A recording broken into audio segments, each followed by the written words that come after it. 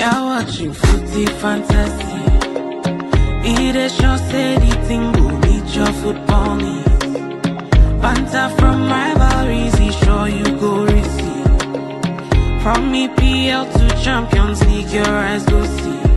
It's Footy Fantasy. You're watching Footy Fantasy. Footy Fantasy. It is your steady thing, go meet your football need. Your football need. Banter from rivalries, he sure you go receive. Sure you go receive. From EPL to Champions League, your eyes go see. Your eyes go see. It's Footy Fantasy. Footy Fantasy.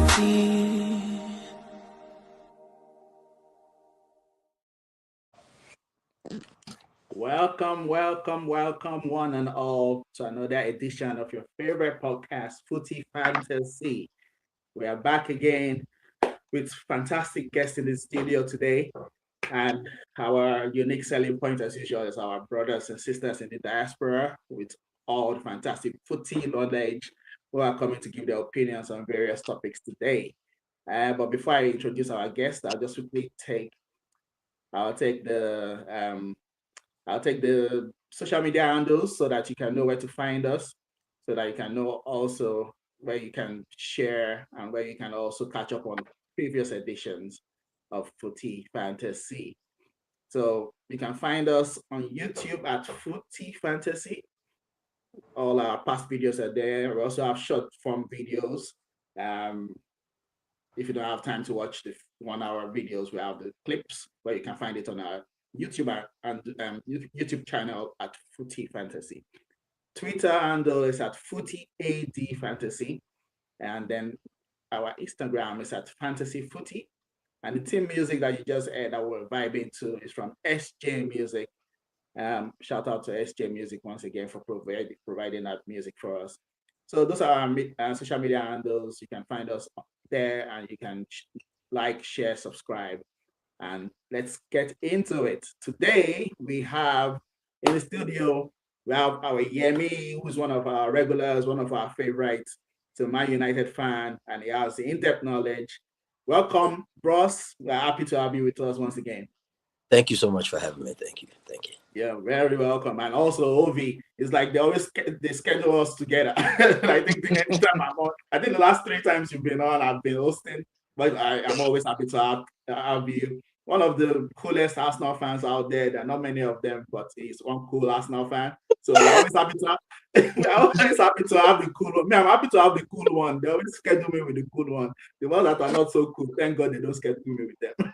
But thank you once again for joining us today. Yeah, thank you. Glad to be here. Fantastic.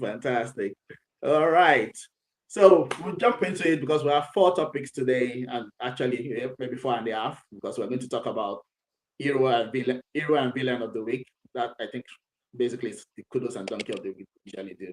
But the first topic we're going to talk about is the one that came out last week, where it was announced that there are new rules in football coming into effect for the World Cup. Some of these rules are, focused on time wasting. I'll just quickly run through the ones that are going to be the ones that are going to come into effect. Because there's the other one where they're going to trial it in Canada. That's the offside rule, where they said there's going to be daylight. This Wenger ruling Wenger rule. It's been Wenger ruling in court. So that one is not coming into effect for the World Cup. They're just going to trial it first. So thankfully, let them trial it, and hopefully we'll talk about that one too. But let's talk about the ones that are definitely going to take effect. And this one's that more about the time wasting. So the first one is about throw-ins. They're going to put like a timer on throw-ins. And so basically they're going to tell you, if you have a throw-in and you don't take it within 5 seconds, then it goes over to the opposition. The same thing for corner kicks. If you don't take your corner kick within the 5 second countdown, then your corner kick will be turned over. Well, let me see. They said, okay, go exceeding this results in the turnover or corner kick to the opposition. Yeah. So if you waste too much time, they just basically, if you waste too much time on your goal kick, they turn it to a corner kick for the opposition. So if you're just, there are some teams that they pretend they're going to take the goal kick, and then they get somebody else to come and pretend to take it, and then eventually the goalkeeper takes it. They use 30 seconds there. So if they do that nonsense now, that goes to a corner kick for the opposition. Substitutions are medical. So players being substituted have 10 seconds to leave the pitch. Failure to do this will result in an incoming player waiting for 1 minute. So if you're wasting time and you have been subbed, your number has been put up, but you are just wasting time. If you use more than 10 seconds, the person who's supposed to come on for you, they won't let the person come on. The person has to wait 1 minute before coming onto the pitch. Players will receive. I do have a question. Yep. I do have a question. So I guess that rule is that's if the player that is leaving the pitch leaves the pitch, the player coming in won't come. He will just leave, and the game will go on for 1 minute before that new player comes in. Gotcha. Yes. Yeah. So that's substitution. But if it was for injury, so the substitution one is definitely okay. This person can walk off. Some people get substituted by being injured. So we're talking about a case in which this person, there's nothing wrong with him or her, and this person their number is up and it's supposed to just walk off the pitch. The player is supposed to walk off, and then if they just take more than 10 seconds, then the person coming on will not come on for them. They'll stay there for 1 minute. So that one, that's just to stop people from wasting time when they're going off. But then the injury one, I think we'll also discuss this. I'm just reading the one so that we'll discuss each point. The injury one, they're saying any player receiving on-field treatment must stay off for 1 minute of active play. So they are saying any player. So any injury that you receive treatment on the pitch, you must stay off the pitch for 1 minute of active play. Now, the next one they talked about is VAR can now judge for wrongly issued second yellow card. So VAR can overturn wrongly awarded corner kicks, second yellow cards that result in a red, and cases of mistaken identity. And then there's one that the accidental double touch. This one, I know why they did this one, and this was because of one of Yemi's favorite players, accidental double touch. Yes, one of your favorite players, Alvarez. They named it after him. So I'm not even joking. They named it after him. They called it the Julian rule. So the Julian rule. So this is when maybe you take a penalty and you touch the ball twice mistakenly before straight away that penalty is cancelled. You've lost it. But now, if that happens, the penalty will be retaken instead of you just losing a chance. But as long as it's an accidental double touch. So and we talked about Arsene Wenger's daylight offside rule that's set for trials. I'm going to come to you first, Yemi. Out of all of this, which ones do you think will cause the biggest issue?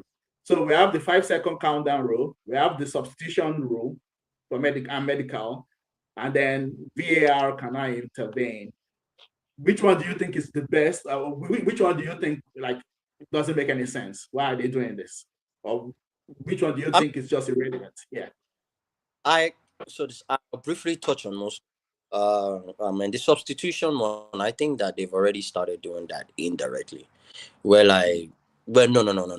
No. I think that the substitution one will work well, so that because it won't take people time. It's just a way for the players to waste time during the game. We cut that out. I think that one is fine. So now the corner kick ones, I think those ones might affect our brothers right here, the Gunners, because they don't want anything to affect their corner kick routine. I'll leave our brothers here, the Arsenal fan, to talk about their area of this expertise.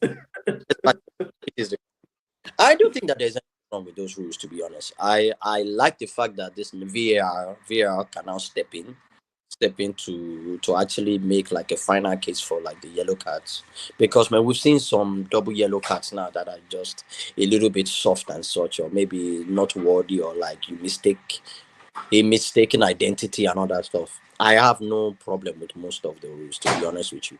So I think they are the least of the stress that is going on with the game right now. So I'm not really moved that much. Okay. Thanks for your comments there. I'll just quickly take comments from Ayo. He says, "Happy daylight savings day to my able gentlemen." Thank you, Ayo, for coming on. with the comments. He says even IFAB don't like the ugly champions are about to win the EPL. I know this son is whining somebody. He's trying to whine somebody, but I don't know if this person is going to take the bait. Let's not go there first. Let's just get Obi's view on generally on all these new rules, all these new things being proposed. Which, like the same question I asked Yemi, which ones do you think are irrelevant? Which ones do you think won't work? Or do you think everything's just fine? What they want to do is fine? I mean, some of them seem okay. The one of time, 5 seconds, I think, is said to play throw-ins and corners or something. Or yeah, I don't see how you enforce that. But if you do it consistently, it's fine. The problem is, or the issue is, for a team that wants to do a long throw, you get it throw in, and you're asking all your center backs to come forward. I mean, that's already more than 5 seconds just for them to come forward. So what I'm trying to say is that we don't want you to waste time with throwing. We don't want you to be using long throws, like bringing everybody in. If you get a throw, just throw the ball. I don't see how that's going to work, but fair play. I don't see why the issue is 5 seconds for this. Just add the time at the end of the game. What's the big deal? Like, just add. They were doing it before. Make it 15 minutes injury time. Let everybody learn. And if you waste time, they'll add at the end of the game. So that's where I feel like you can do that better. But sorry, someone said something. Yeah, no, I said yeah. Ross, they go riot for Fido. Yeah. Is that what? On the field where they see 15 minutes short time. Yeah, but that's how you stop it. True. Like, when you have a game that is so start-stop, when you play Arsenal, Newcastle, the game is start-stop, throwing, everybody wasting time. 90th minute, raise up that board and show 12 minutes injury time. Everybody will shape up. That's how you do. That's how you stop that. But all this problem with this kind of 5 minutes, 5 seconds is that some people will enforce it, some people will enforce it, and it cause problem. This is where I'm going. But let's leave that. Let's leave that one. Then the one of the double yellow card, that's good. I've always thought, as far as the ending result is red card, VR should be able to look at the decision, at least the last decision, because you're about to lose a player. That's a big advantage for anything. So that one I agree. The one of using VR to confirm corners.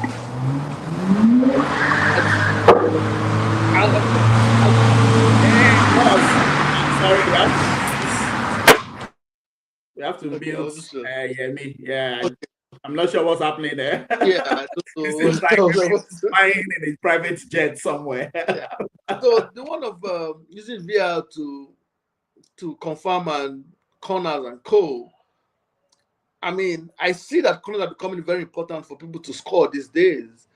But I mean, I don't know. I don't really. It's fine. There's nothing wrong with it because you can, for a team that likes corners or that prepares for corners, it's good if you get every corner you're supposed to get, right? There's nothing wrong in that. But I don't see what the waste of. I don't see in a game. There's probably maybe 1-2 corners that are wrongly adjudged. It's not a big deal. I don't really think it's like anything that should be that serious. But whatever, it's fine if it's done properly. It's just going to waste time because I don't really see the essence in that. But that's my big issue. Yeah, and that corners are becoming more something to use corner. Like, a lot of inside pieces, apparently in Premier League. But that one, the offside one. So what do you think about the offside one? I've seen some plays. I don't see how that was going to work. Yeah, like I like Wenger. But if you see how a player will be so in front, just because his back leg is just, I think a lot of teams don't like it. It's not a, well, I don't think we asked Yemi about the offside one. What do you think about the offside that's been proposed? So they call daylight. So like it's basically as long as no part of your body is the same line with the opponent, you're not offside. that's theory. So basically, I think, in my opinion, Wenger suggested this because he's an attacking-minded coach, and he has always said that the advantage should be given to the attacking player. for you to be in that place is so difficult because they're killing the game with the offside rule. So Wenger has been on that case for years, even when he was coaching. That like we need to give the advantage to the attacking player. But like if you're an attacking minded coach, you will like the role because guess what? You are always on the attack, which means like, or and it doesn't benefit as much as those players. Uh, So now you just have to look at it in a weird way. If you're Barcelona that plays high line, your high line is really high, and someone try to lob that ball on the front, and then you want to keep offside, it's always difficult. It's a very, very gray area. But this rule now makes you now think well about your high line and how if you don't have speedy guys that can cover that ground, you'll be offside. And then even with the low block too, even with your low block, a player that it doesn't really this benefits either attack. You can say it benefits more of the attacking minded this coach because now man, you can commit more guys forward. Defensive minded guys now that want to keep a low block and a low line. That means you can lob the cross across, and then if somebody is just almost an inch away from your this defender, if they score the ball, man, it still counts as a goal. So, man, in one case you can say that it benefits the attacking minded coach, and another case it doesn't benefit them at all. So we shall see how Yeah. it goes. It's a weird Okay. one. It's a very weird one. It's a red one. But, I mean, I'll run through all of them. So the time wasting one, of course, yeah, I get annoyed when there's time wasting. Throw-ins, like Ovi rightly said. What if we want to take long throw? You want to take a long throw, and your center backs have to come from the back. They cannot get there within 5 seconds. So I'm going to clarify something. I think all of this is still to the discretion of the ref. So the ref doesn't count the 5 seconds straight from when the ball goes out of touch. I read the wording itself. The wording of all this rule is when the referee feels that this team is time wasting, then the referee will initiate the protocol for Jenny, you're getting quite a lot of feedback from your side, so like quite a lot of noise. So I'm muting you for now, Yemi. So that's it. That's to address what you said, Ovi. Because it's still to the discretion, and this is why I have a problem with it. Yeah, I like these rules in principle, but if it's still going to be to the discretion of the ref, because the ref will now be like, oh, these people are wasting time, then you now start initiating the protocol. So that means each referee will have a different interpretation of somebody wasting rule. So while we are all happy that they're going to stop time wasting, it is still to the discretion of the ref. So it doesn't really stop anything in my view. If time wasted is such a big deal, then they should make it like American sports, where every time just stop the clock.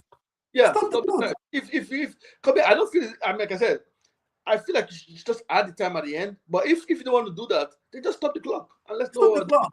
That's it. Just stop the clock. When the ball is out of play, stop the clock. If we have to use 2 hours to play the match, let's use 2 hours to play the match instead of 90 minutes. Just stop the clock. Anyway, okay, I'll move on to the substitution one. Yeah, the substitution one, I know they put in place the law or the rule that you should go out on the nearest side of the pitch where you are.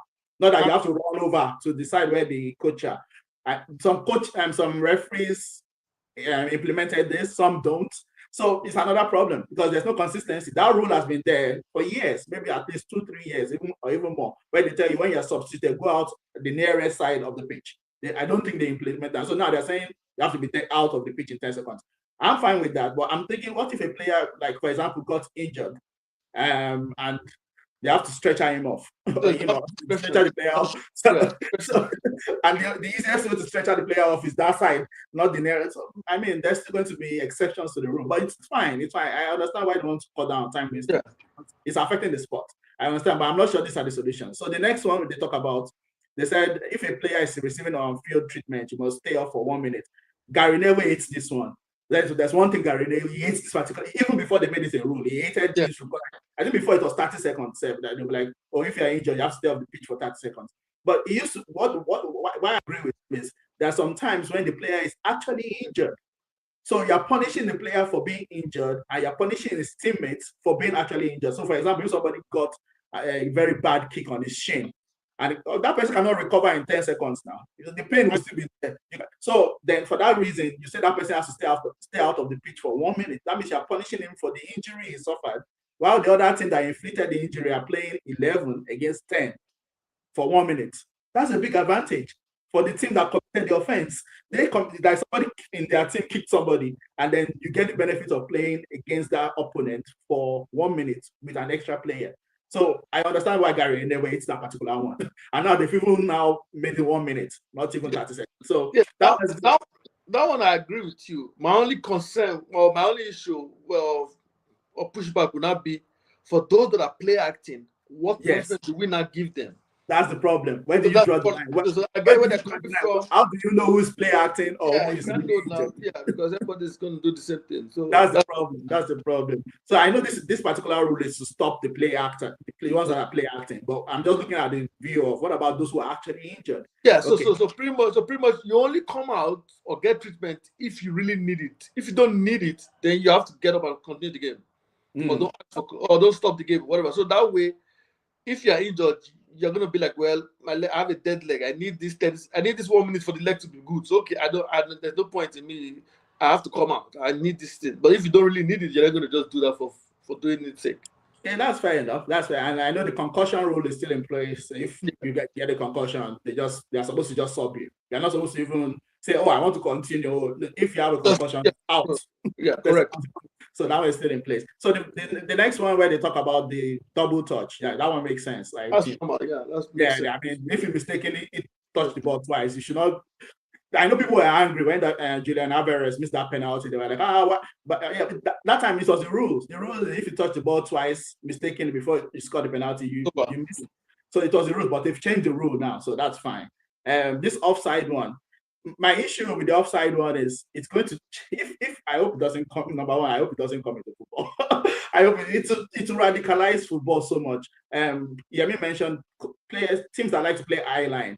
Now it's going to be very difficult. You have to drop back 10 yards or something, 15, 20 yards, because you'll be so scared of playing your eye line. Even now, it's so risky to play your eye line. But at least you know that, okay, VAR will catch them if the opponent goes maybe 1 centimeter out. If like Luisa, what's his name? The Crystal Palace guy got offside because of his nose.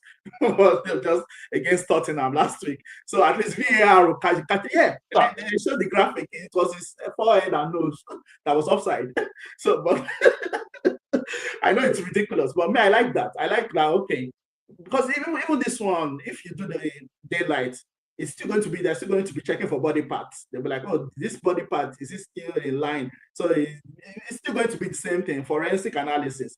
My main issue is they're talking about all this time wasting. Yeah, okay, it's true. Players are time wasting. But one of the biggest causes of time wasting is VAR. VAR spent too long checking. I'm going to give you a quick example. Burnley, I'm going to look at it. Burnley, they played a match last week.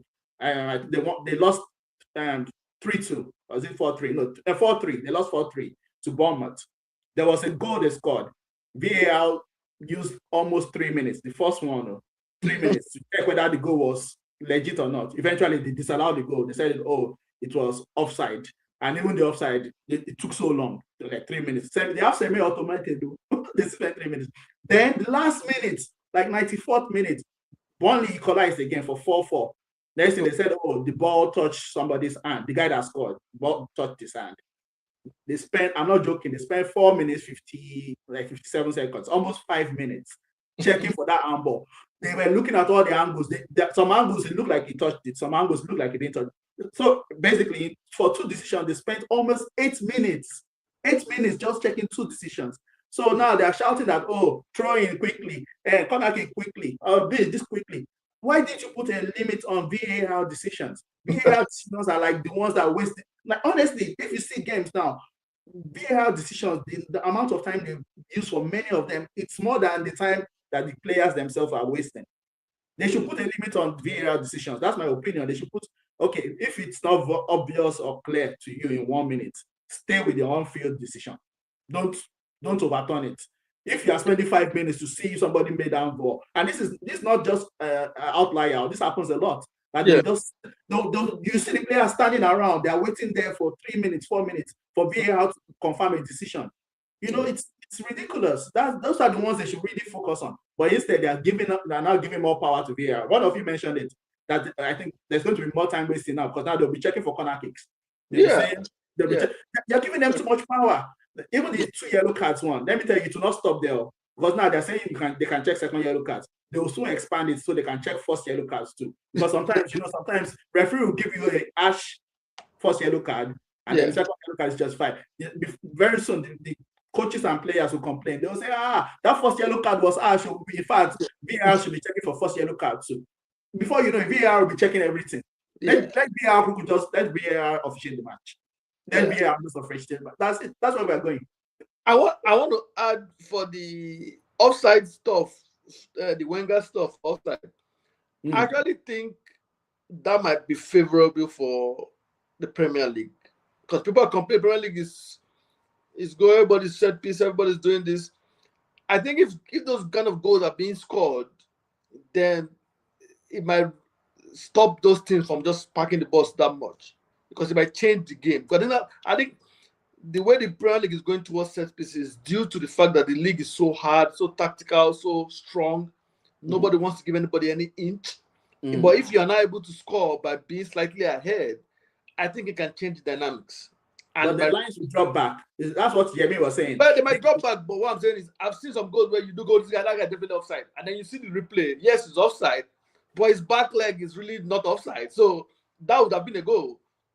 And I can see how if those goals start to enter, because once you score a goal, whatever tactics you have, it changes.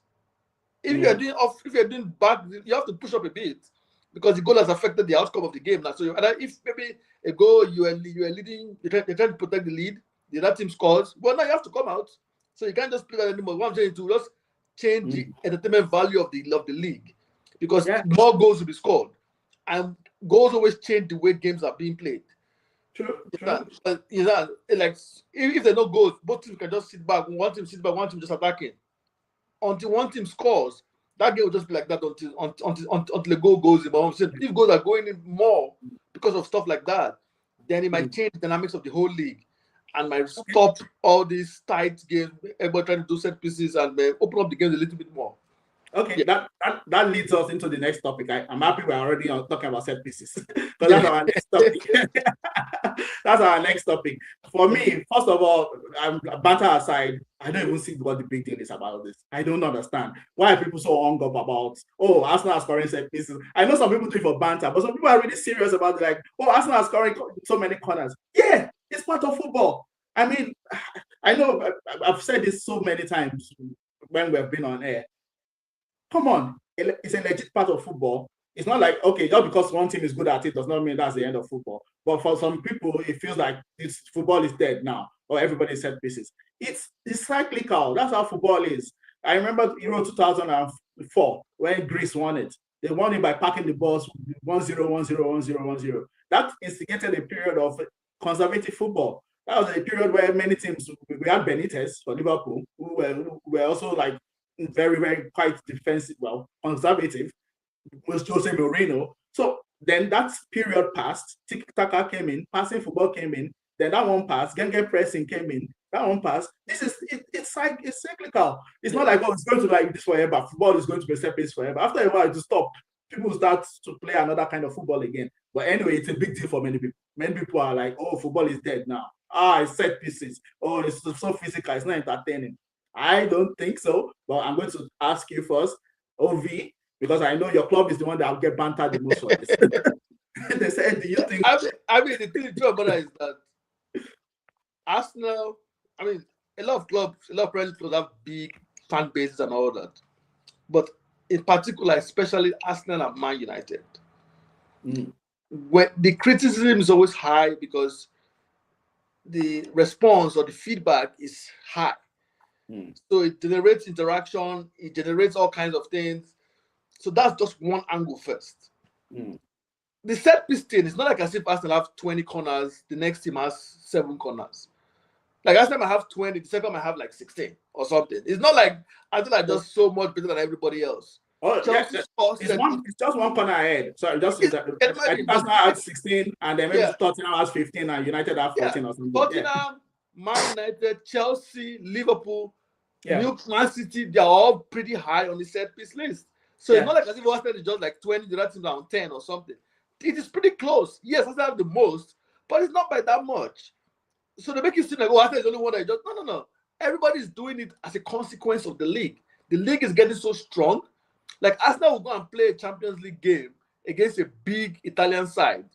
Let's just throw in Inter Milan, and the game will be easier than playing Nottingham Forest away. True. Because True. the Premier League is just so tight and physical. And Arsenal plays the highest defensive line and faces the lowest block. So what do you want them to do? Just open their own self until they consider. Because if you open up a game to a basketball game, you have what happened between Wolves and Liverpool. It can go your way sometimes, but it can go against you sometimes. Yeah. So you got to. So Arsenal is just trying to win because everybody keeps saying you must win it this year. You must win it this year. But yet you are now upset they're trying to win it.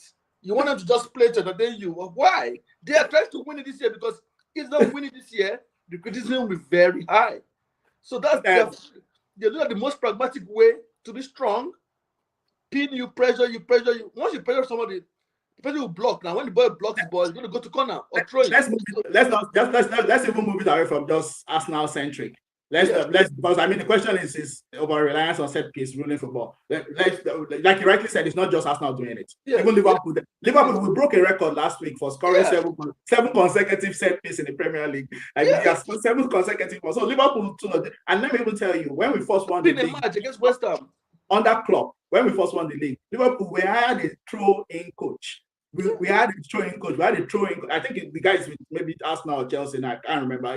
He's the one Thomas Grumface or something. We hired him for 2 seasons for throw-ins. So clubs have done this like time immemorial. It's not. My point is, when you win a trophy, do they give you extra trophy for playing attractive football? No. So why are people so hung up? This club is going to win it with set pieces. Okay, yeah, it's true. This season has had the highest number of set piece goals in the Premier League era. Yes, that's true. Yeah, set pieces. But it's in response to what you said. The teams have become so strong. I'll bring Coach Yemi in there. What do you think is contributing to this? And do you think this is spoiling football? Set pieces. I don't think set pieces is the one that is spoiling the game. But we also have to admit that some teams play for the set pieces. Okay. We sit down here. Let's be fair. Let's be honest. We know that it's not just me. People have caught the fact that Arsenal play for set pieces, corner kicks. Now, I will say this. I wish I was Arsenal in the terms of we can score with set pieces. Our set pieces goals now is coming up. It's coming up. And we've scored with some. But if I have that ammunition, oh my man, I will milk it. Me too. No, but let's just show this. It's not the matter of set pieces is killing the game. Set pieces is not killing the game because it has always been there. The thing that is killing the game, in my opinion, is I don't know how to explain this to you. So I've been a soccer fan since the 80s. That almost shows my age. But I grew up being a soccer fan before I knew what Manchester United or Real Madrid was, because we played on the streets. So I was around people that actually played the game. There's an attraction that comes with the game. You play on the streets, you kick the ball, you're around skillful players. We grew up with the name of Gullit, Van Basten, Rijkaard, Cruyff, people that took risk, Maradona. The risk in the game now has gone down. The game is not enjoyable to watch for a lot of people. If you're a stats guy, that's why you're hearing. I heard a comment that almost made me want to run my head through the wall. When someone said Bruno is a better player compared to this Iniesta because of stats.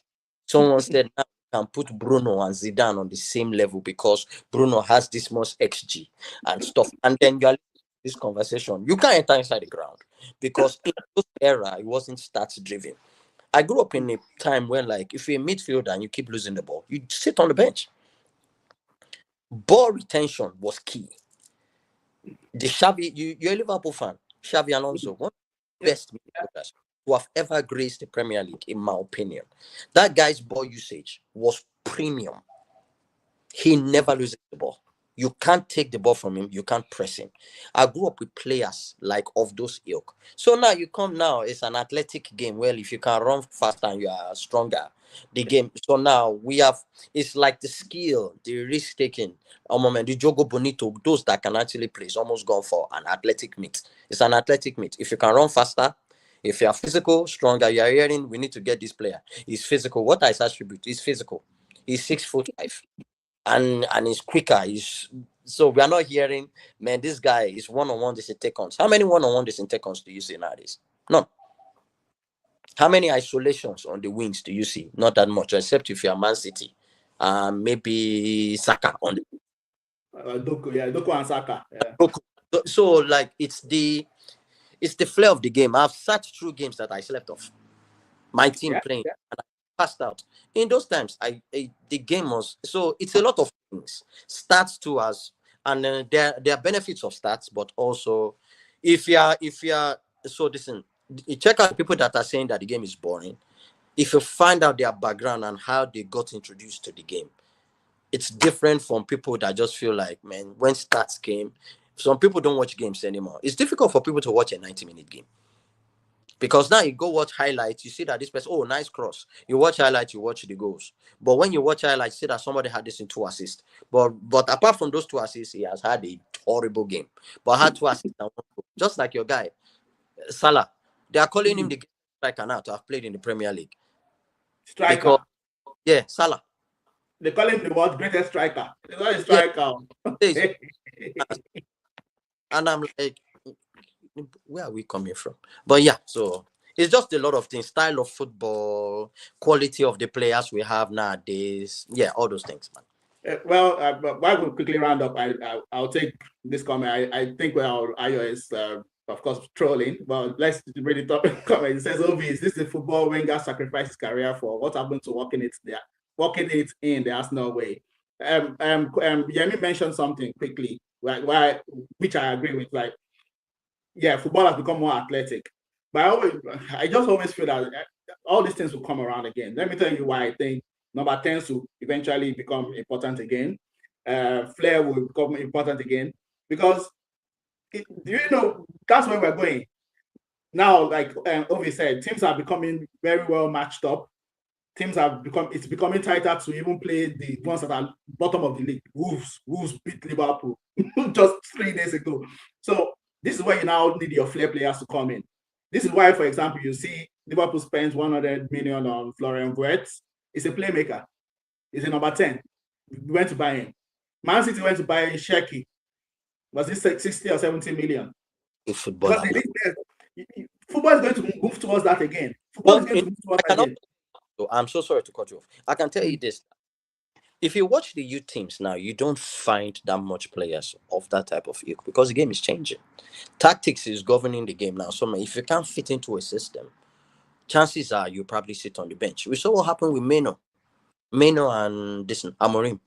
The guy couldn't fit, and under Amorim's, with the way Amorim wanted the team to play, Meno couldn't fit it because he couldn't run back and forth, 29 miles run, then get ball cover. He couldn't do it because he's not that type of a player. But like you are now noticing that we are now seeing system-based players than this in players that the system had to fit. But Meno is playing now. He's playing now.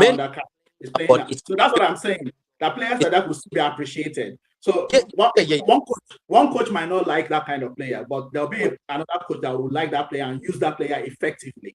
And I'm going to tell you, like, in the next 10 years, you'll see that this kind of things that you're saying, oh, the youth level, number 10 is not shining again, flair players are not shining. They'll start coming back. They'll start coming back because football is going to move towards that direction again.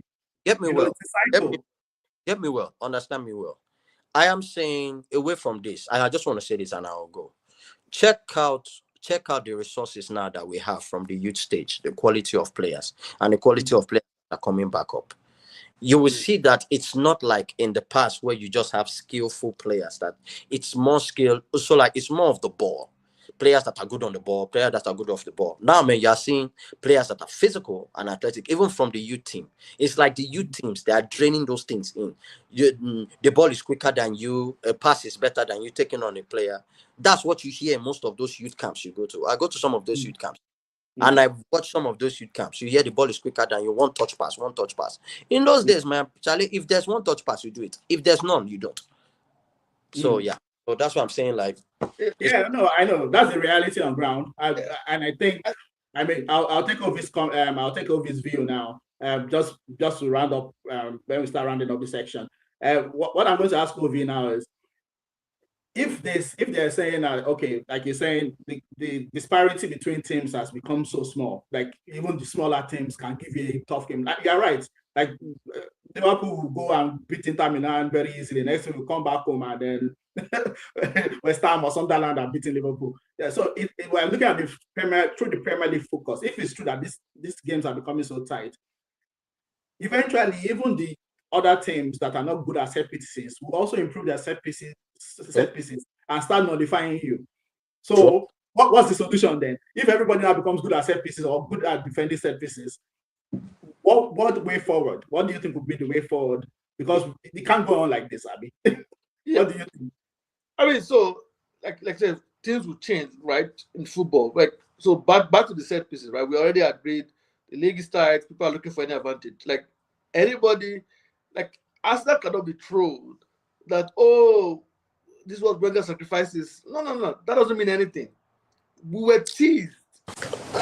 Twice men were called all kinds of things when we were playing in the later years of Wenger, when we were playing all these smallish players, Kleb, Rosicky, and co. Were teased for playing fancy football with no end product. That's what they used to say. As they don't win, they're soft, they are this. Our players' legs were being broken, were being elbowed when they were heading goals into the net. They said, we're not strong enough, you need to stand up. Now that we are standing up, now that we are buying big, strong players, they are now complaining. It doesn't mean anything. Arsenal just needs to focus on winning the league. Just win the league first. After you win the league, you can do anything after that. Just win this league first. Brother, that's so even when you win the league, I'm not sure. Even there's no way you win the league that will not complain. If you won every match, if Arsenal won 38 matches and won the league, they'll always find something. Why do people get so worked up? In fact, I put my middle name used to be I put an asterisk. Because when Liverpool were winning the league 2020, there's asterisk. So this is the league. I was just laughing. I was like, that's life. There's no way like you'll be successful. Somebody will talk. Yes. Somebody will talk. And the difference now is that we have social media. Mm-hmm. So social media it's amplified. Yeah. So it's going to bring out those fringe thoughts and amplify them. The central, neutral, reasonable ideas, they don't get amplified like that. It's those ones that are the outskirts that Arsenal are the worst team ever to win the league. That's when I will be amplified. So that's by the side. A team like when you keep attacking a team like Arsenal don't get set pieces for free. We're getting set pieces because you're attacking and the other team is blocking their goal, right? That's why you get set pieces. It's not because they just give you Arsenal take 10 corners. That's not how it works. You attack, Arsenal go down the line. If we cross, you let the ball go in, or you hit your body and go down the corner. It's up to you to decide. That's one. Arsenal has played 30 matches this season. I'm not sure how many set pieces they've scored or how many corners they've scored. But I can bet you it's probably maybe 15. I'm guessing. I'm not sure. But it's not like we don't score up to a goal, a set piece, a match. We're not scoring that many. Like in some games, we played Tottenham 4-1. No, you're about to break the record for the highest number of corner kicks scored in a season. Yes, but what I'm saying is we've played 30 matches, right? I think we have less than 20 corners. Goals. 16. So I think that's almost like 1 in 2. So every 2 games you play, you score 1 corner. It's not that, they're making it sound like Arsenal score corner every single game. No, that's not how it works. Yeah, what I'm trying to turn this away from Arsenal. Because I'm not. You know me. I've always said. You know me. I'm not about all this bantering Arsenal for corner kicks because I feel corner kicks are part of football. If you are like Yemi said, if you are good at it, exploit it. Because even Liverpool too did it. Even Chelsea, when Mourinho first came, Chelsea were good at set pieces. Chelsea they scored many crucial goals. Whenever they have a free kick outside the box, I feel Bruno is one of the best. I'm always afraid because Bruno scored a lot of them. Yeah, Casemiro. Bruno to Casemiro. Casemiro. But like so that's one by the side. Like you just that's this thing. The league will always change because whatever happens, they might have to make some new laws, they might have to implement Wenger's law. Well, whatever happens, things will change. A lot of us say, when we grew up, we used to have Ronaldinho dancing, everybody's happy. Football has changed. In Premier League, it is so hard. It's not anybody's fault. It's just the way the league is. You need something to shift that dynamic again. But for now, Wenger, I think that job is to win football games. He's not the one to determine, I need to entertain. He just needs to win. Same thing with Pep, same thing with anybody else. If you're accused of not playing entertaining football, well, who is playing entertaining football right now?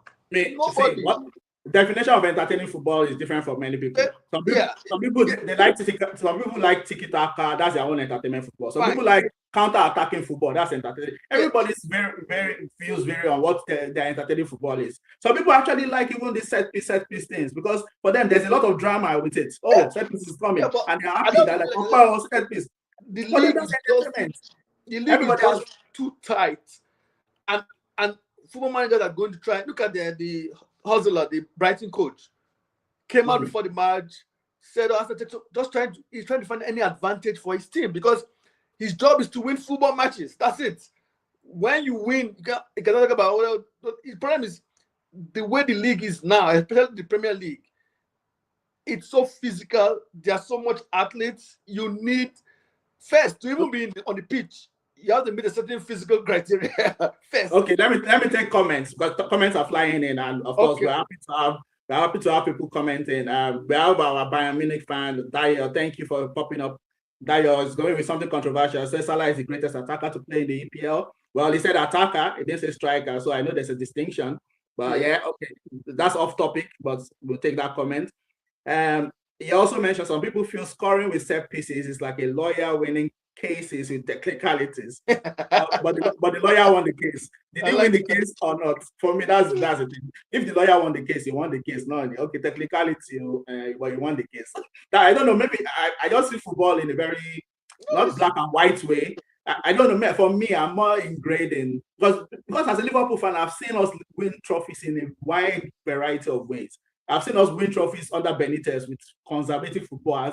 That's just even trying to sugarcoat it. Defensive football. There's some matches that we play, we'll go and pack the bus. I've seen us win trophies that way. I've seen us win trophies with Klopp, with the other extreme way. I've seen us win a league under slot with like in between. So, and each time we won, the feeling was not decreased by the fact that, it was not sweet football. I couldn't care less. Last season, we won the league. We did not play great football all through, great football in quotes, but we won the league. Did they decrease our medals? Did they decrease the number of medals that they gave us? They did not decrease it. So maybe that's why I'm more open to it because I've seen my club win trophies in a wide variety of ways, or in all kinds of football.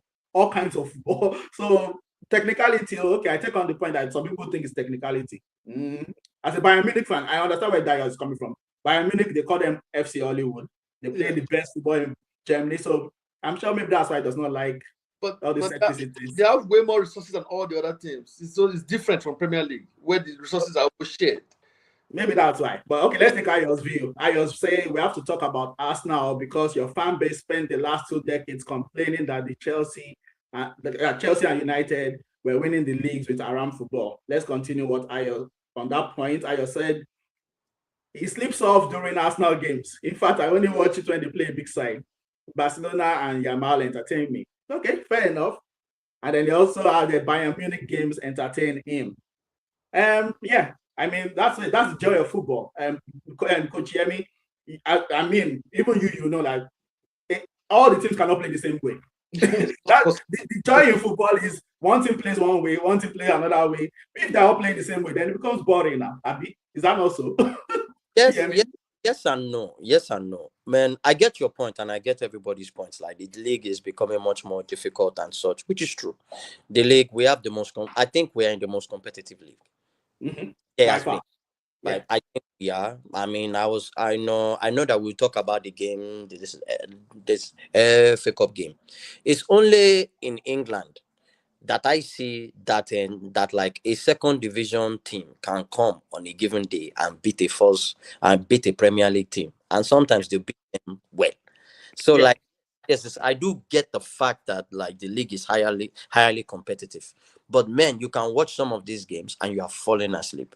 Maybe I am from that class of the guys that enjoyed the game in the old times. I do this enjoy watching. I think that the best era of ball for me was in the early 2000s and the 90s, because games then you had players that practically just made you sit on the edge of your chair because you enjoy it. So like I'm from that side, but I do understand the fact that, man, we are breeding in new type of players. Take it or leave it. The tactics that we are seeing right now and the coaching that we have right now is almost at a point where they are almost making these players almost robotic, to a point where if you can't fit into a style, into a structure of play, you are not going to play. And you might be great on the ball on your leg, but great without the ball on your leg. Look at Metilozo. Great player. Great player. When the ball is on his leg, he's diamond. When that ball not in leg, if you're asking him to be pressing, to be running back and forth, brother, that's not Metilozulu. He will try, but that is not the strongest part. If you have like Ramsey that can do a little bit of what Metilozulu does in the attacking place, but gives you much more in the defensive end, he will play more games. Ramsey will play more games. So that's how I just said. So, man, this we can talk from now till tomorrow. Yeah, no, I'm not sure. For me, I'm not even disputing that football before in 20 years ago maybe was a bit sweeter. My own point is it's still going to come back. It's just that maybe we are not patient as humans. It's a cycle. All of this thing, because eventually, you know what will happen. All of these things that you are saying that athletes. Eventually, all the teams will have athletes that can run. Then eventually, the coach start thinking that what we need to stand out to get an edge. Then they'll start bringing back flair players, or they start playing with wingers. Now you are saying that some teams are not playing with wingers that go on the outside. Now inverted wingers is not like the fashion for all teams again. Some teams are now sometimes, even let me give you an example. Even Arteta does, Arteta does some games. You will see that maybe Saka is not getting joy here. You put Saka on the left to go on the outside and start whipping the balls. Because football is going to go back to all these things. Eventually, every coach will look for something to gain an edge, and then you realize that flair players will come back, wingers that go on the outside will come back. It's a cycle. People are just hung up on this is what we are saying now. Football is not going to be like this forever. It will change again. It's football. That's why we love it. Sorry, Yemi, you are saying something. Sorry, Yemi, sorry. No. Your point is 100. Like, I don't want us to keep going back and forth, because the point is the point. My prayer is we come back to where the sweet game and the beautiful game was. That's just all it is. To come back, okay. Yeah. That you said, that was just. Sorry, I'll take comment and I'll come to Ovi, then we'll round up this section. So, Ovi, your comment will be the last comment on this section. But I'll just take comments. So that Kaiser, Bayern Munich fan, was just correcting that he said there was a third division team that eliminated Madrid. It's true, upsets happen in other competitions too. Well, I'm not saying I know Dayo does not like this, because it's like Premier League fans are always saying, they're the best.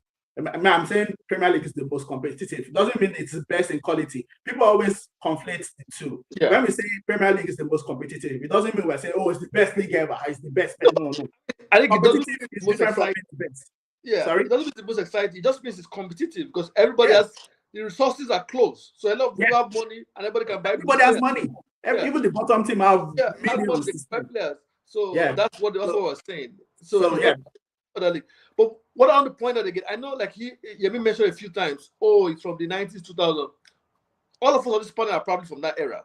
We all watched football in that era. So yes, it seemed more exciting and all that. But I'm not saying it wasn't more exciting. I'm just saying that it's not by that much that you think. Nostalgia. Nostalgia comes into it. The ball you watched when you were 19 is not the same ball you're watching until you see when you're 40. Like, I'm just saying, Arsenal, for example, just beat Mansfield 2-1 and just scored 100 goals and 101 in this season. You go back to the Invincibles. They say, they are still Invincibles. If you see them, they were doing all this. Arteta's team 2 years ago scored more than them. So what were they doing? Like, Arsenal drew 12 matches that season. I remember watching those matches that they drew. They were fully boring. I'm not saying, like I said, I'm not saying this season is not. It's more important than that season. I'm not saying that it's not by that far. There were matches in those seasons that were boring, that were tight, that were nothing happened. So I'm just saying that nostalgia is different. The ball I used to watch when I'm 20 and the ball I'm watching when I'm 40 is different. I'm seeing more things. I'm looking for more things. And like I said, yes, it was more exciting then, because the football then, they took more chances. There was more disparity between the top teams and the bottom teams, and people used to go for it. Now, over the years, the teams have gotten tighter in resources. So everybody, you can see Southampton, they went and bought Ramsdale, English number 2, as a keeper. That was the thing that was relegated. Look at they're going to be relegated this season. Wolves and co. They have players that can play in top flight for any other country. So I'm just saying that the league has changed because everybody is so strong. But even at that time, I was looking back with nostalgia. If you go back and look at it and compare, it wasn't really like as we were remembering it though. There was a few games that were very exciting, but there were a lot of drab games. Mr. Moderator, I know you want to move. I know. I'll give you 1 minute. I'll give you 1 minute here. 1 minute. Brother, 1 minute. I don't know if you were watching, because, brother, there was football. I don't just watch Premier League. I watch the Spanish League. I watch the Portuguese League. I watch the French League. Football then is different from football now. Your point is true. In the Premier League and probably in most of the leagues, the margin of difference is not that much. Coaching has helped with that. Tactics has helped with that. Lower coaches now are finding ways to battle with, but that doesn't negate the fact that we are not producing those stars that move you off your feet like we do in the past. We are not. It is universally, we are not. Because stars are brought up through academies, right?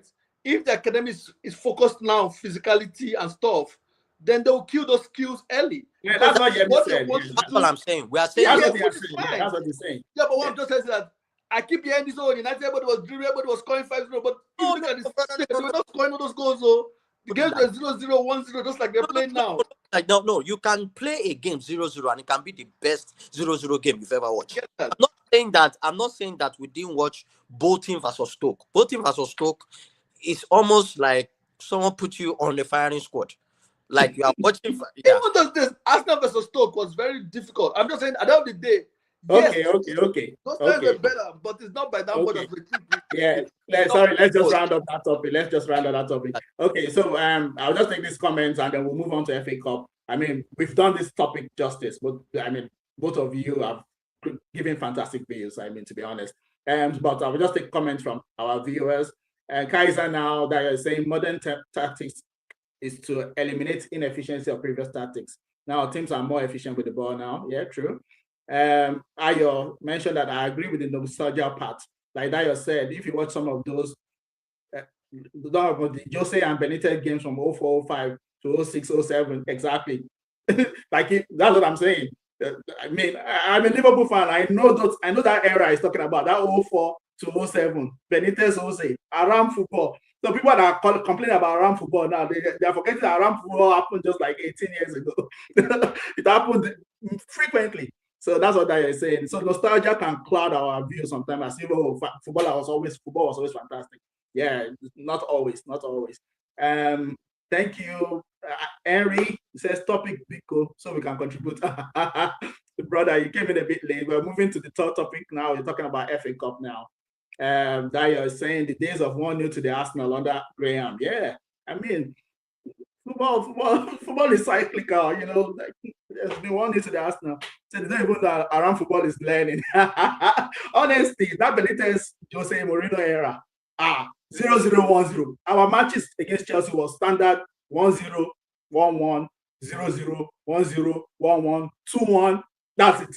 You had, I think there was only one time we played. I don't think it was even Jose that was there. We played 4-4 with Chelsea in the Champions League. And that was the outlier. All the other matches were like very tight games. So, I mean, compared to back in the days, around football is still learning. Okay, we go to FA Cup. This one, I'll read out the results. And we'll just have a 5-minute section on this. So yesterday, we started on Friday. Sorry? Okay. On Friday, we started with Wolves against Liverpool. This is the 5th round of the FA Cup. So Liverpool won 3-1, annoyingly for me, because I was thinking, why didn't they win in the league also? I mean, they could have been easily. They just that. I've not forgiven them, even though they won. I've not forgiven them yet.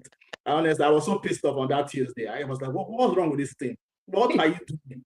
This is against Wolves, for God's sake. Anyway, Liverpool won in the FA Cup. And then Arsenal yesterday won against Mansfield. I saw the highlights. It seemed like it was a tie game. I didn't watch the whole match, but I mean, it was a tie game. Yeah, the main thing is that you won the match. And the one I actually watched a bit of was Wrexham against Chelsea. Unfortunately, there was VAR stepping in for a situation I thought should have been just a yellow card. Referee gave a yellow card, but the VAR said it should be a red. I don't know. There should be orange cards. In football, there are some fouls that are a bit more than yellow, but not red. Maybe there should be like orange card. That kind of tackle should have been like orange card. They should not have been, in my opinion, not a red. Anyway, Chelsea won 4-2. Newcastle, Man City. I saw the highlights for that. Newcastle won. Man City won 3-1.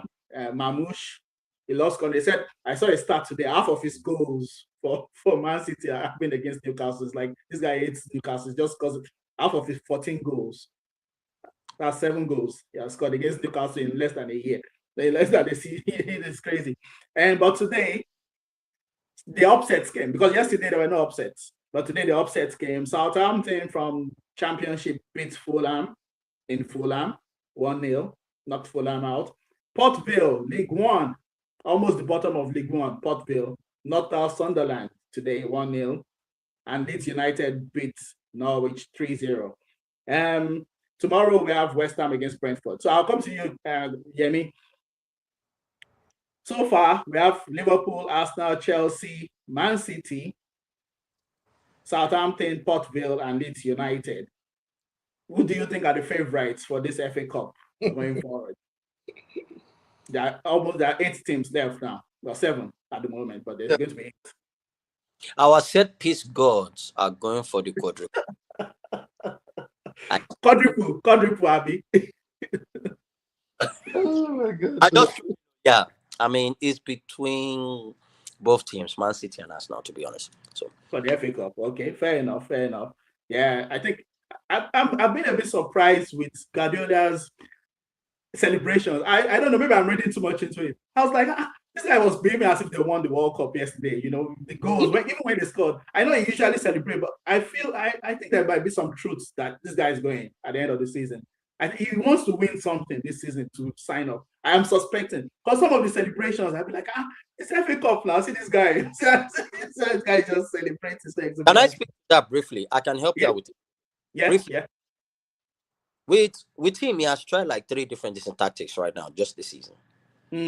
Notice that in the beginning of the season, during the championship that Chelsea won, he started something new by playing Doku, right inside as a 10. He started that in the season. He played for a little bit. It didn't work. He played the work. It didn't work. Then what he did now, he started this Savinio with checking too. That didn't work. So now you are looking at a coach that is trying different things to see.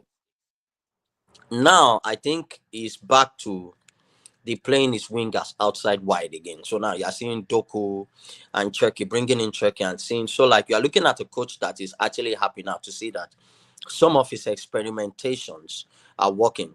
Suddenly, Foden was doing very well. Suddenly, Foden is not there anymore. There's Mamouche. On the bench. They were playing 1 striker. Now, man, they are playing probably 2 strikers now. Yeah.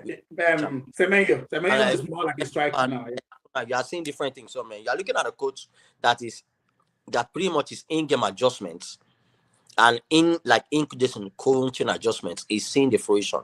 The problem is Gunners are not losing as much games. So now this is around the time that you see City just start winning and going. Bad thing for him is Gunners are just not losing much. So man, you're seeing a coach that is actually saying some of his experiments work, and sometimes maybe that's why he's happy. Maybe I'm just reading too much. Maybe I'm reading too much into the celebrations. But there's some speculation that is finished with City this guy. I think it's living. I think it's living. Me too, I think it's leaving. But anyway, Henry said Wolves are playing resurgent football, though they showed us now Shege Pro Max a few weeks ago, and folks didn't understand it. Really, it's true. We were laughing at Arsenal that time. We didn't know that this Wolves team, they have teeth now. They can bite now. Yeah, and they beat Aston Villa too. Yeah, they beat Aston Villa. Did they beat Man United too? Yeah, but that was a while ago. They drew with Man U. No, they didn't. They drew with Man U at Old Trafford. Yeah. I don't know what has gone wrong with the team. I think now they are of a better unit now. I think the No, the coach, coach is good. The coach is the good. coach is good. It took them a while for them to figure out It took stuff. them a while. Yeah, they didn't bring him in at the start.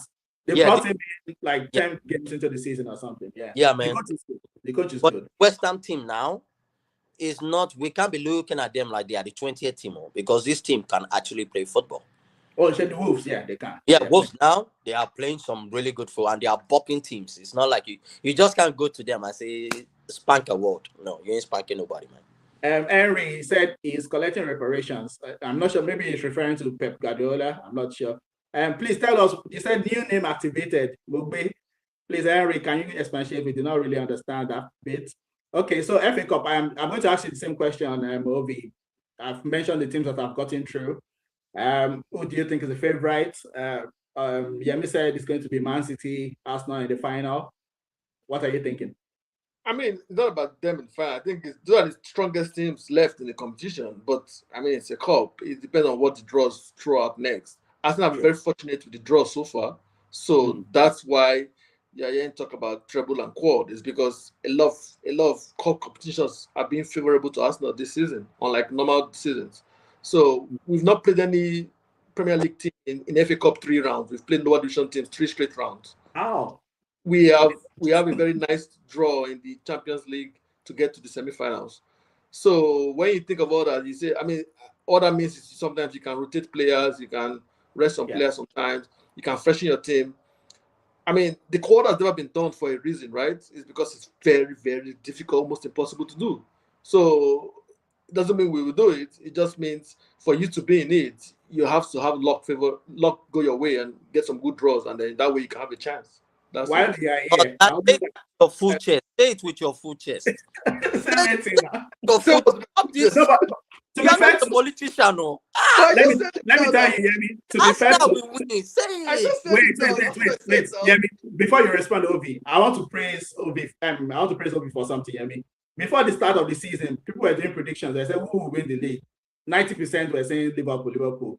He is the only one that said Arsenal. He said Arsenal will win the league. So he has said it with his full chest already. Man, talking for full chest now, brother. Say my. He has said it already. I never said Arsenal will win the quad. I said No. He's talking about the FA Cup. Say it with full chest, bro. Oh, FA Cup. Oh, okay, FA Cup. Okay. What I'm saying right now, believe me, with my full chest, I think Arsenal will win at least 2 titles. Stop this thing, brother. You are talking FA. Don't be a politician. Mr. Moderator, I think you should change your question to him. Ask him that question again. Do you think Arsenal will win the FA Cup? Yes or no? Forget your. But that was not his question. I said we're the favorite, and I just gave him. That's why I said favorite. It's different. Oh yeah, ask, brother. Say it with your full chest. You are an Arsenal fan. Yeah, but what's the matter of full chest? Is it because Man United are not in the FA Cup? See this man. His club is not in the FA Cup. For 4 tournaments, right? We have to manage our resources for 4 tournaments. Beginning of the season, I just felt you can't keep coming second. There's no sense in it. So you either win this league or we just bust this whole project and let's go to something new. It just doesn't make any sense. So that was where I was. I can remember all I was on the call. Hey, yeah, I think we're having technical difficulties. I think I'm back now. This is what Yemi caused. Yemi, it's you that caused it. Yemi causing chaos. It's causing chaos. Arsenal will win. Me, I'm saying it. I'm a Man U fan. No, I want Arsenal to win. I want Arsenal to do the quad because I know if Arsenal do the quad, there will be no space. Quad is finished. If you do the quad, I'll just. That's what I want. That's what I want. But I mean, you have to still be reasonable because we're still in March, right? We have to wait. If we're in May now, we're down to 1 or 2 trophies. Like I said, okay, but now it's too early. We've not even won Carabao yet. Let's win Carabao first. Sorry, Ovi. While I have you here, there's a lot. Well, you have a lot of backing up. Henry is saying, okay, well, let's just read the comments so I don't miss out on the comments. I know Henry has been talking. He said, Yemi collects Arsenal set piece goal. set piece God. Okay. And Yemi collects Arsenal set piece God. Okay. Maybe that's what he meant when he was talking. Okay, yeah, that's in the past anyway. Ayo says he thinks Chelsea will win the FA Cup because I expect them to come home versus PSG. Okay, yeah, because PSG might knock them out so they can focus on winning the other cups. Henry is telling you, Ovi, don't let them bait you. Don't let Yemi bait you. But I'm tired. Stop this thing. He's a politician now, please. Stop this thing. Let's stop this thing. My guy, me, I'll be telling you straight. Not going to beat around it. I don't. Brother, you can hide your face now because you don't want to see me. Nobody cares about FA. Nobody cares about Captain Cup and FA Cup. Brother, win the league. We are not Champions League. Win the league. If you don't win that league. Anyway, Henry said he concurs. He said he concurs with Ovi. He says at least 2 trophies are doable. Fair enough. 1 major and 1 minor. Which one is 1 major and 1 minor? People have started again. No, the only, I guess major is League and Champions League now. That's what okay, and maybe Carling Cup. Okay. Hold on. Did he call? Okay, which one is major? Champions League and Champions League. That's what they want to really win. Okay, League and Champions League is major. That's it. So one of them, at least. 2 major trophies. Okay. He said if you stay healthy and luck be on your side, I mean, yeah, we need to luck. We need to luck of the draws. And we've been getting it. That's why I said that's why there's hope, right? At least you admitted it. I know some of your fans won't admit that. No, we've been lucky with the draws. We rested players. Every round of FA Cup, we've rested players. Just the whole team. While you are here, Ovi, what's happening? Yesterday, I came online and I just saw so much 8. Well, not 8. A lot of Arsenal, not 8. I won't use the word 8, but many Arsenal fans were not happy with Gabriel Jesus or Martinelli. Yeah. So now that you're talking about squad depth, are you thinking those guys really part of your squad depth? If many of your fans think they are so useless, they both had a very poor game. The pitch was bad, fine, but both of them had very poor games. So people are like, you are saying you're on the bench, and we need you to be sharp because you can come in at any time, and you're having such a bad game against Mansfield. So people are not happy with the performance. And that's just where that came from. Epeli Jesus. And everybody's like, come on now, we're paying you 200K for this kind of nonsense. But at the end of the day, like I said, the pitch was bad. I don't know if that's what affected them. I'm not sure. But I was just surprised. I was just surprised I saw so much anger. Yeah, they didn't play well at all. Like, Dauman was pretty much our best player. But the argument there is that Dauman has been on those kind of pitches all his life. He's a young boy. He plays League 2 and underage, so that's where he's playing. So he's used to those kind of pitches. Our staff boys are used to carpet grass at the Emirates, and they're playing nonsense. So that's what I would say for because that was pretty much the best attacking player yesterday. But at the end of the day, I mean, they just felt they didn't apply themselves enough in the game, and they were like, so that was where That's fair. I mean, at the end of the game, Arsenal won, and they're in the next round. For me, that's the thing. For cup competitions, just win it anyhow. Just get to the next round. Get to the next round. Henry says, but he would pipe low for now. He's the one that said Arsenal will win 2 trophies. Well, he said 2 trophies is doable. Let me give you a tip. In Arsenal fan groups, we are saying all these things with our chest. That's what I heard. Did you see Ayo's comment on the screen? I didn't see it, but I'm just telling you. Ayo said you privately told him that you think Arsenal will win the quadruple. That the internet is not ready. If we do this thing, was okay. The internet is not ready because in our Arsenal group, we are saying all this thing without problem. We're just waiting. We're looking at you guys are smiling in public. When it happens, then you guys will not see all of us in full force. I'll log off for the summer. I don't want to see all of that. Henry said double is more realistic. Okay. Now we'll start rounding up because we have one more topic to go. Dario says with his Champions League draws, Arsenal should make the final easily. Okay, thank you. Henry says, let's still remember we have Barcelona, the Arsenal have Barcelona and Madrid, Atletico Madrid in their part of the draw. Semi. You have nothing to fear about for those teams, to be honest. First two games might be favorable. After those 2 goals, war all the way. I'm not sure I understand that. First 2 games might be favorable, but after those 2 goals, it means it's the quarterfinals and the second round of 16. They are easy games. 2 games. So okay. Yeah, you meet Barcelona or Atletico or whatever. So that's fine. Okay, we'll go to the final. We need some hard games along the way. Yeah, I mean, at the moment, talking about centre backs, I mean, there's no argument. Arsenal have the best centre back pairing at the moment. Yeah, Saliba and Gabriel. They are the Yeah. best center back. I mean, not just for this season. Even I'll say last 2-3 seasons. Yeah. So, but this leads us into this question. This happened even a couple of weeks ago. I saw John Terry even commenting about this because, of course, some people have been saying, Van Dijk, best ever. So they asked John Terry to have to put forward his own case and all his trophies in the background and everything. But the question, I'll come to you first, Yemi. The question is, who is the greatest centre back in Premier League history? So when we're saying Premier League history, we're of course obviously talking about from 1992 onwards. And I mean, you also mentioned that there'll be metrics involved, like the kind of attributes you're looking for. But in your opinion, among the popular names, we know all the names that are usually put for Van Dijk, Company, Rio, Vidic. We know those names, but in your opinion, who do you think is the greatest centre back in Premier League history? Basically, for mine, I have few criteria that I used to judge who is the best. In my opinion, it may not be everybody's.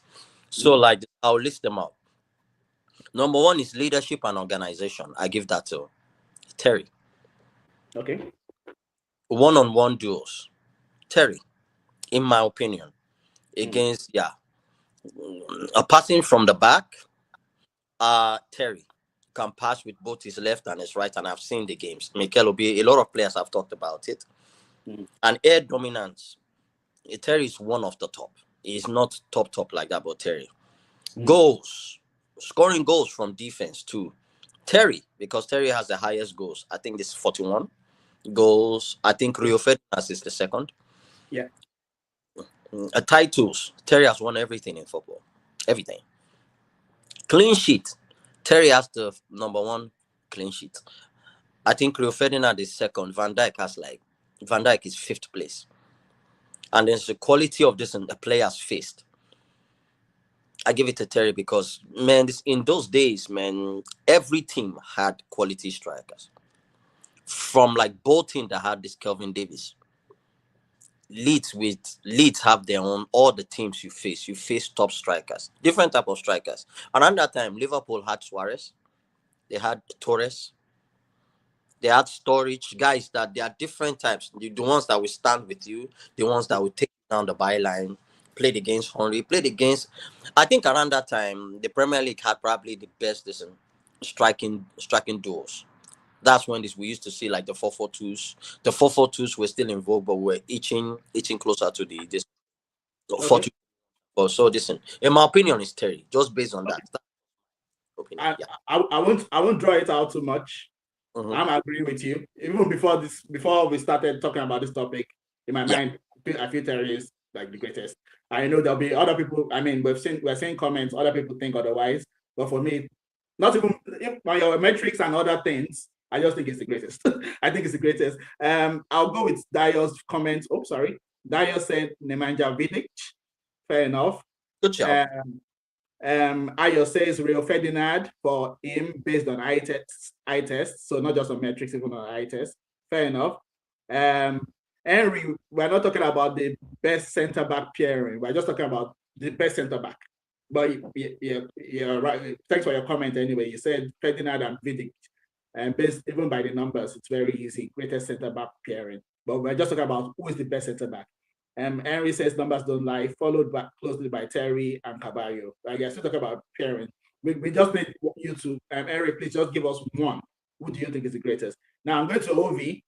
Ovi, in your opinion, who is the greatest center back in Premier League history?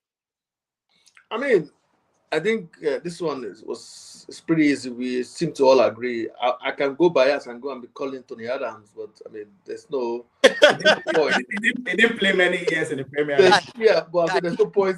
There's no point trying to be biased. They play. I don't like Terry as a person, but his ability, I mean, you can't fault it. It's difficult to call anybody that is still playing now because you can't compare somebody who has not finished his career. But in terms of the numbers Terry put up, both attacking and defensive, I mean, it's hard to argue with him. Most of the other people you call are always like in partnerships, and partnerships. If Saliba and Gabriel can stay together at the end of that career, they might be up there in partnerships. Who knows? But I'm just saying, at the end of the day, with what we know, best defender, if you're just looking for one, it has to be John Terry. Thank you. Yeah. I mean, like I said, everybody has different opinions. So we're saying Vidic, we're saying shout for Rio. Yeah, obviously people are not going to put Van Dijk. I would just say Van Dijk is the only centre back that has been nominated for that came second in Ballon d'Or. So he tried now. I know try. The good defender, no doubt about that. Yeah, but I know it's not. I mean, even me as a Liverpool fan, I know it's not the greatest. Yeah, Vidic, the first centre back to be nominated. No, to actually win. To actually win is an EPL player of the season twice. Who's that? Vidic. Oh, okay. I didn't know that. Vidic was player of the season twice. Yeah, Vidic is a good defender. I mean, but like I said, just say that. Yeah. I'm going to fact check. I'm going to fact check that because fact check it. I might be wrong. For Man United, we said, are you saying it was a player of the season? As in, no. I think it's the league. Check. Am I a PFA player of the Vidic? You know, there are 2 awards. There's normally writers and something. Sometimes so there's the football writers, and then there's a PFA player of the. Check. It might be just in PFA. I think. But there's also a third one. Sorry. Yeah, you're right. There's also the one they call Premier League Player of the Season. They also have a third one. Okay. Yeah. So they have a third one, but I don't know if Vidic won that one. But I know he didn't win Player of the Season for football writers, and he didn't win Player of the Season for a PFA. I'm sure. I don't think he did. But anyway, but I mean, I'm not discrediting Vidic. Vidic was fantastic. So I'm not even discrediting him. It was fantastic. All those Yemi metrics, all those. Okay. Ayo says Vidic was PFA Player of the Year in 2009 and 2011. PFA Player of the Year, Vidic. Okay. I'm going to have to look that up. Sorry, I don't recall that at all. I just can't remember. I don't recall that at all. 2009 and 2011. Yeah, he did. He actually told Gary Neville in a podcast, and Gary Neville played with him. Yeah. Wow, I'm surprised. I'm really surprised. 2000 PFA Player of the Year, 2009. Ryan Giggs 2008, 2009, 2010 Wayne Rooney, 2011 Gareth Bale. I don't know where you guys are getting your stats from. Vidic was not PFA Player of the Year in any of this year. Like I said, there are so many awards. So maybe one of the other awards or something. Yeah, I'm talking about PFA Player, the ones that I don't PFA Player of the Year. Win twice. I would be surprised, but no, he didn't. I would have remembered because those. I know he won some awards, but he didn't win PFA Player of the Year. He didn't win that one. 2009, 2011, it wasn't him. Anyway, what was he saying? He won it twice.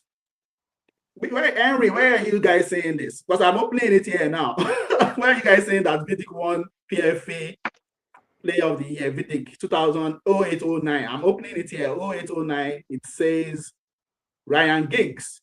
And then no, hold on. Shall I have it?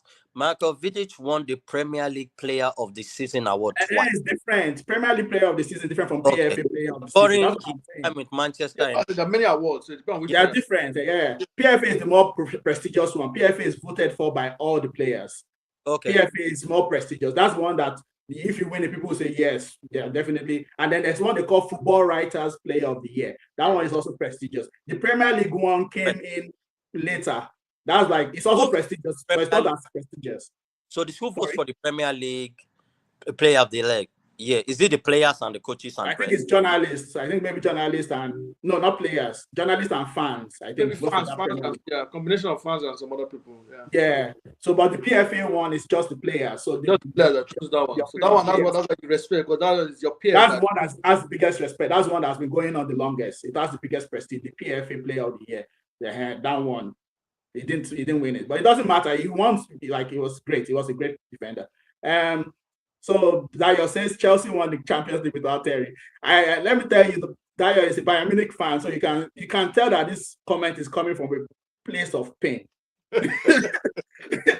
Because I can remember Chelsea beats Bayern in the final in the Champions League. So Dayo is telling us that Chelsea won Champions League without Terry. Okay. Oh, okay. Yeah. It's true. Chelsea won the Champions League without Terry, but that does not take away from the fact that he was in the team, and it might have been good for them in the dressing room. That needs to go down somewhere, man. He's just vexing for Chelsea. No. If you mention a coach's name to Dio right now, please don't go there. It's not good there.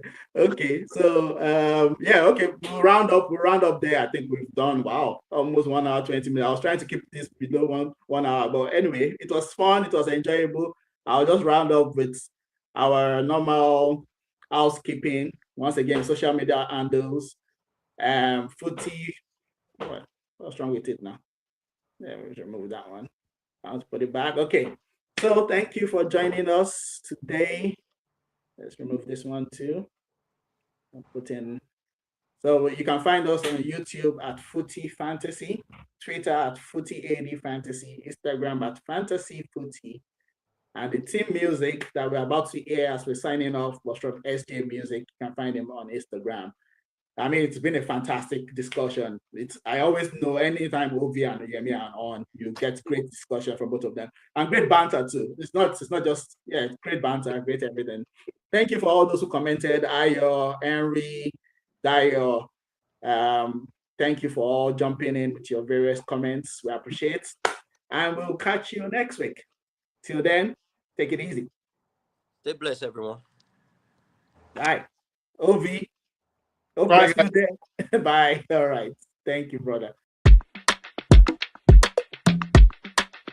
You're watching Footy Fantasy. It is your steady thing will meet your football needs. Banter from rivalries, he sure you go receive.